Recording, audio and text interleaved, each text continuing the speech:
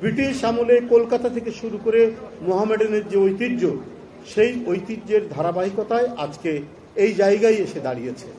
তো সুতরাং এই সংগঠনটিকে সমর্থন করা যায় এবং তখন থেকেই মনের মধ্যে প্রথিত হয়ে গেল যে আমাদের যে ক্রীড়া চেতনা, সেই ক্রীড়া চেতনায় আমরা মোহামেডানের সমর্থন। তাই যখন আমাদেরকে এর সাথে অন্তর্ভুক্ত করলো লোকমান হোসেন ভূঁইয়া, আমরা নির্দ্বিধায় এটার সাথে যুক্ত হলাম। কারণ নিজের প্রিয় সংগঠন, নিজের প্রিয় ক্লাব, নিজের প্রিয় যে পরিসর, সেখানে যদি অন্তর্ভুক্ত হতে দেখি তো নিঃসন্দেহে সেটা মনের মধ্যে ভালো লাগবে। কিন্তু আমি আগেই বলেছি যে সমস্ত দায়িত্ব সেই পালন করতো। আমরা এখানে এর সদস্য হিসাবে যে দায়িত্বটা পালন করার কথা সেটা আমরা করতে পারিনি, কিন্তু ভালো লাগাটা থেকে গেছে। এবং খবরের কাগজে যখন মোহামেডানের বিভিন্ন সাফল্য দেখতাম, সেই সাফল্যে নিজের হৃদয় উদ্বেলিত হয়ে উঠত, আনন্দিত হতাম। যাই হোক, আমি সর্বশেষ একটি কথা আমি বলবো, এটাই আমার যেটা মনে হয়েছে। ওই যে একটা আমরা প্রবাদ শুনে এসছি না, বন্যেরা বনে সুন্দর, শিশুরা মাতৃ করে। যার সাংগঠনিক প্রতিভা আছে, আমি সংগঠন বলতে পলিটিক্যাল সংগঠন বলছি, আমি স্পোর্টস সংগঠন বলছি, যারা এর প্রতিভা আছে, যারা ভালো খেলতে পারে, যারা দক্ষ এবং এই খেলাতেই যারা মেধাবী, তারা যেন সমান সুযোগ পায়, তারা যেন জায়গা পায়। তার কাস্ট, তার ক্রিড, তার রাজনৈতিক রং কি, এই দিয়ে যেন কোনো খেলোয়াড়কে বিবেচনা করা না হয়। এই সর্বনাশ হয়ে গেছে কিন্তু আমাদের 16-17 বছরে। বিশ্বাস করবেন কি করবেন না, একজন প্রখ্যাত ক্রিকেটার আমাদের এই দেশে, সে দলে আসুক, কোন দল করবে আমাদের দেখার দরকার নাই, কিন্তু সে আমাকে টেলিফোন করেছিল এবং আমার সাথে আমাদের একজন মহিলা নেত্রী নিপুণ রায় চৌধুরী ছিল, তাকে টেলিফোন করেছে, আমাকে টেলিফোন করেছে।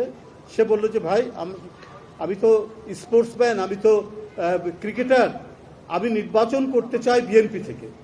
তো খুবই আনন্দিত হলাম। আমি বললাম, তোমার মতো একটা ছেলে যদি আসে, আমি ওইভাবে চাই না যে তুমি খেলা ছেড়ে চলে আসো, কিন্তু তুমি করতে চাও, নিশ্চয়ই আমি রাজি আছি। এটা 2018 সালের আগের কথা বলছি। কিন্তু পরে দেখলাম সে আরেকটি রাজনৈতিক দল থেকে সে নির্বাচন করে এমপি হয়েছে। তারপর মনে হয়েছে তার উপর চাপ প্রয়োগ করা হয়েছে, তাকে নানাভাবে উৎপীড়ন করা হয়েছে এবং তার যে খেলার যে প্রতিভা এবং তার জাতীয় আন্তর্জাতিক যে পরিচয় খেলার মাধ্যমে, সেটাকে নিশ্চিহ্ন মুছে দেওয়ার জন্য নানাভাবে চাপ প্রয়োগ করে তাকে নিয়ে যাওয়া হয়েছে তার দিকে। এটা কেন? এটা তো হতে পারে না। এই যে আমিনুল আজকে ক্রীড়া মন্ত্রী হয়েছে, ও তো খুব বরেণ্য একজন ফুটবলার ছিল, সে গোটা জাতির নেতৃত্ব দিয়েছে ফুটবলে গোটা বিশ্বে। আমি তার মধ্যে দেখেছি খেলার ক্ষেত্রে আমি কোনো বর্ণ বৈষম্য এবং তার রাজনৈতিক রং কি হবে, তার রাজনৈতিক রং থাকা যাবে কিনা এবং কি হবে, আমি তার সাথে অনেক ইন্টারাকশন করেছি, মিথস্ক্রিয়া হয়েছে, আমি তার মধ্যে পাইনি। যদিও সে তখন বিএনপিতে মোটামুটিভাবে একজন দক্ষ নেতা হিসাবে নিজেকে গড়ে তুলেছে, কিন্তু স্পোর্টসের ক্ষেত্রে যে প্রতিভাবান, যার যোগ্যতা আছে, যার দক্ষতা আছে, যার মেধা আছে, তাকেই তো নিয়ে আসতে হবে। আমি আপনাদের কাছে বলে রাখি শুধু একটি কথা, যারা এখানে দাঁড়িয়ে আছেন, যার নেতৃত্বে সরকার গঠন করা হয়েছে, আমাদের প্রধানমন্ত্রী তারেক রহমান, আমি তার মধ্যেও কিন্তু দেখিনি যে সব ক্ষেত্রে, কি স্পোর্টস, কি কালচার, কি গায়ক, কি গায়িকা, প্রত্যেকটি ক্ষেত্রে দল বাছাই করতে হবে, ও আমার লোক, সে তার লোক, এইটা তার বিবেচনার মধ্যে নেই।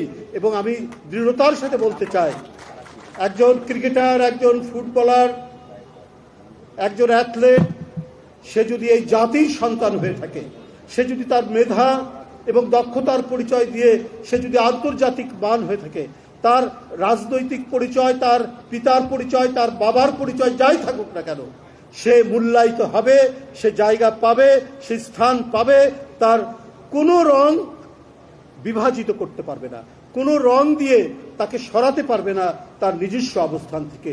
সেই পরিস্থিতি, সেই প্রক্রিয়াটাই ইনশাল্লাহ সেটা তৈরি হচ্ছে, সেটা তৈরি হবে জনাব তারেক রহমানের নেতৃত্বে।